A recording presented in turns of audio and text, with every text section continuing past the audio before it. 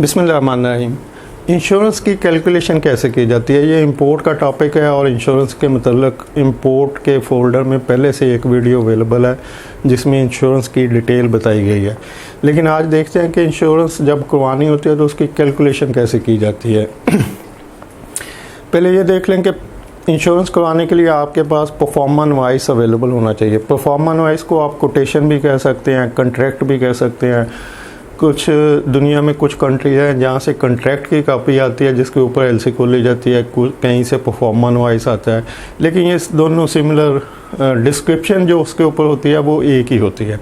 अगर आप गूगल में जाके परफॉर्मा नवाइस लिखेंगे तो आपको बहुत सारे स्पेसिमन मिल जाएंगे। उसके ऊपर जो एक्सपोर्टर होगा उसके लेटर हेड के ऊपर होगा, तो अल्टीमेटली लेटर हेड के ऊपर उसका नाम, पता, एड्रेस सब कुछ लिखा होता है डिटेल। उसके बाद जो इंपोर्टर है उसका नाम होगा। जैसे आप कोई किसी को लेटर लिखते हैं तो उसकी हेडिंग देते हैं कि ये इसके नाम है, तो इस तरह से इंपोर्टर का नाम लिखा होगा। फिर प्रोडक्ट होगी, उसकी क्वांटिटी होगी, उसका रेट होगा, टोटल अमाउंट होगी और उसके नीचे फ्रेट होगा। अगर एक्सपोर्टर खुद फ्रेट पे कर रहा है तो होगा, अगर नहीं कर रहा है तो जो फिर आप खुद अरेंज करेंगे अपने फ्रेट फॉरवर्डर के थ्रू। तो नीचे फिर जो भी होगा व्हाट्सएवर पोजीशन के जी प्रोडक्ट की कॉस्ट प्लस फ्रेट और टोटल अमाउंट नीचे आ जाएगी।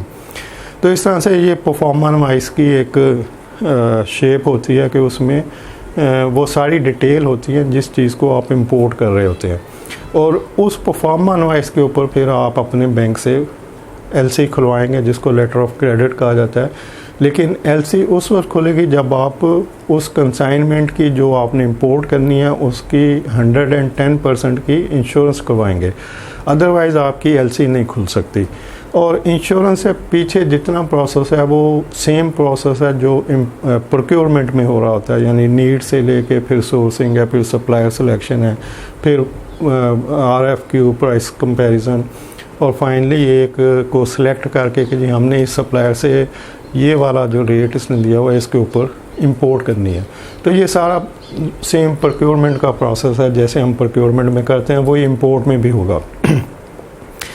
अब जब फाइनली आपके पास कोटेशन, परफॉर्मा नवाइस या कंट्रैक्ट, ये तीनों एक ही लफ्ज़ हैं, कंफ्यूज ना हो इसलिए बार बार कह रहा हूँ, तो उसके ऊपर परफॉर्मा नवाइस के ऊपर आपने इंश्योरेंस करवानी है।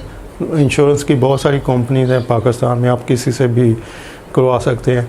तो इंश्योरेंस कैसे होगी कि आप फ़र्ज़ कर लें कि आपके परफॉर्मा नवाइस में कोई मशीन है जिसको आप इंपोर्ट करना चाहते हैं और उस मशीन की जो कॉस्ट प्लस फ्रेट है वो है $1 1,00,000।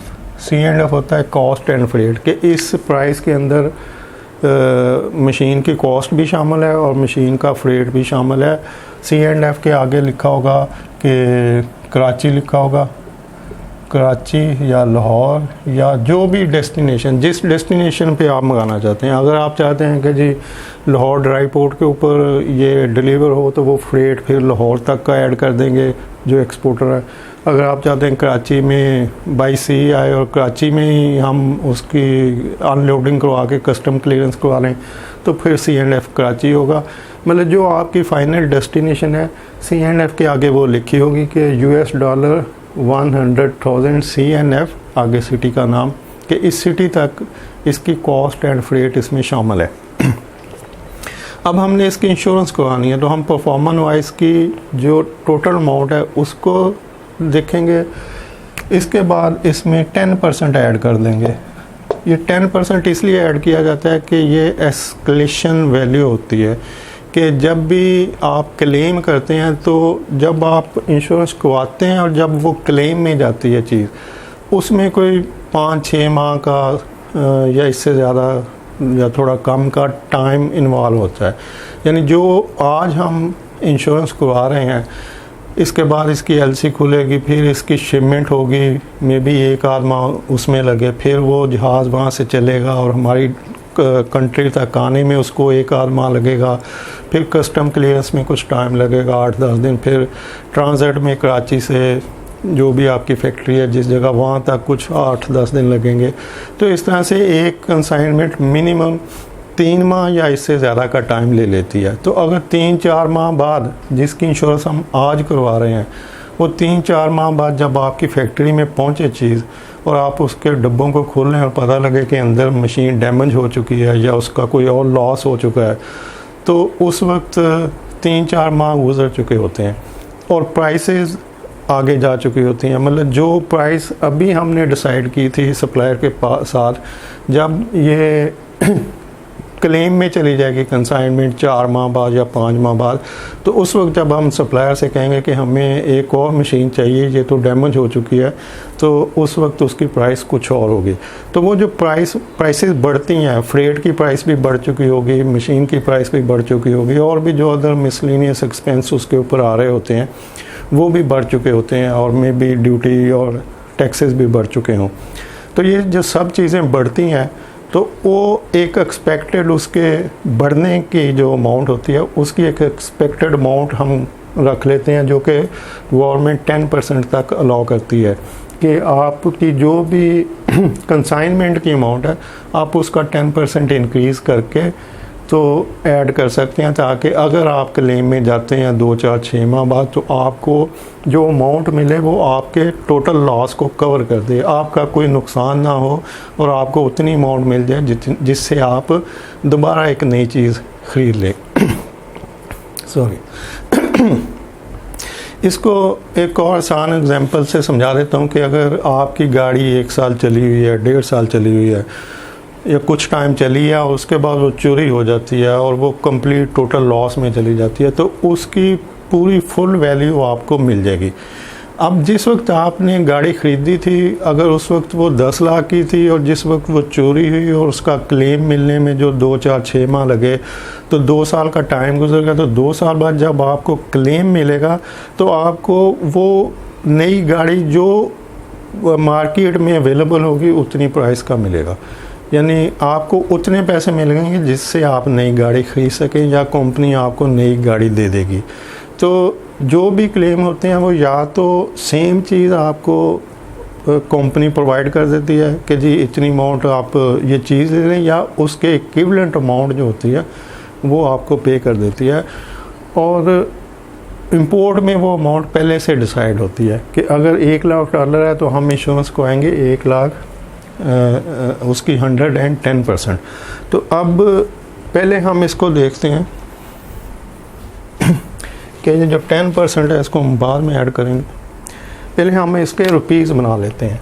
तो आप जो एक्सचेंज रेट है वो समझ लें कि 160 रुपये का $1 है, तो ये बन गए 1,60,000, 1,60,00,000।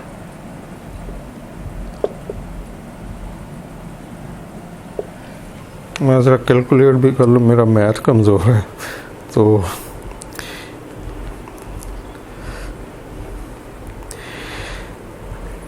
ठीक है, तो 1,60,00,000 रुपीज़ बन गए। अब इसका 10% हम ऐड करते हैं, तो ये बन जाएंगे 16 लाख।